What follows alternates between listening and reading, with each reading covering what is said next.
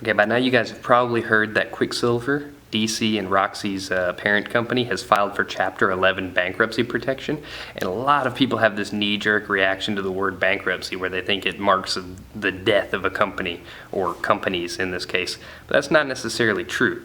Chapter 11 bankruptcy is the restructuring of a company. Essentially, it just means that the bank now has control over DC, Roxy, and Quicksilver's finances, which is probably a good thing because according to Josh Kalis, DC is doing really, really well, but a lot of their money is going to pay off the debts of other companies that aren't doing so well, meaning Quicksilver and Roxy.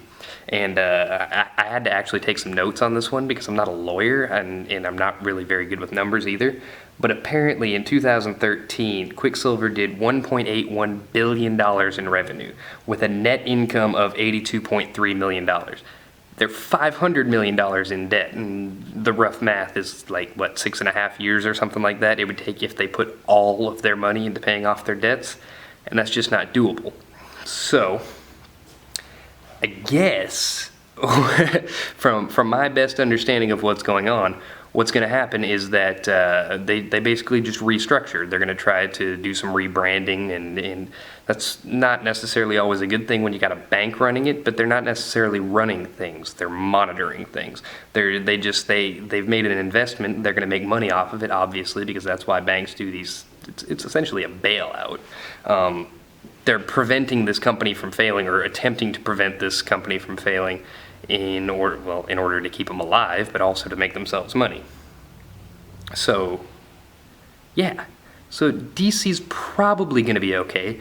They might be sold off in order to keep Quicksilver and Roxy alive, but can they buy themselves? I'm not sure how that works. It may result in a venture capitalist buying them and trying to help them out.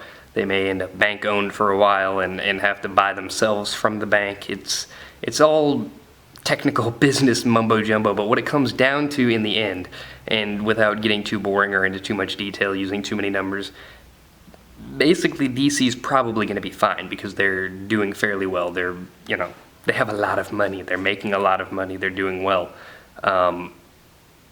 But they're no longer going to be using their money to pay off debt so that they can put that money back into the company. And it's really interesting that they can be putting so much money into paying off the debts of other companies and still do as well as they're doing, still progress as much as they are. And you can kind of tell that they've been stifled in some areas. They're not on a Nike level. They're not, they can't be because they can't reinvest as much money as they should be able to. So this might actually be really good for DC. It might not be a bad thing for them at all.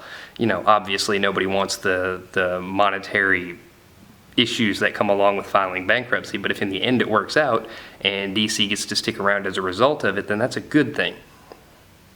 And I don't know what Quicksilver intends to do. Maybe they could sell Roxy and solve all of their problems. I don't know. But they're in debt. They're working on solving it, and that's a good thing. It could take months. It could take years. I would say they're probably in it for the long haul, being $500 million in debt. That's a lot of money. But when you're doing, what did I say, $1.81 billion in revenue in a year, that's a lot of money too. And when you're working with numbers that big, $500 million isn't quite as much. It's still a lot. Still way too much money to be in debt, but it's probably something that they can pull themselves out of, and I wish them the best.